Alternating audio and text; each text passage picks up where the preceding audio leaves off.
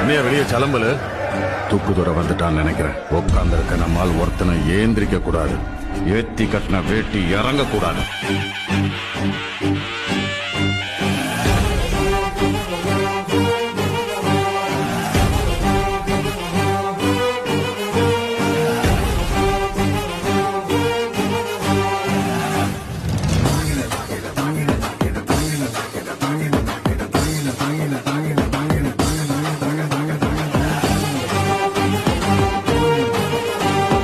எதிர்க்கட்சி தலைவர்களுக்கும் என்னுடைய வணக்கத்தை தெரிவித்துக் கொள்கின்றேன்.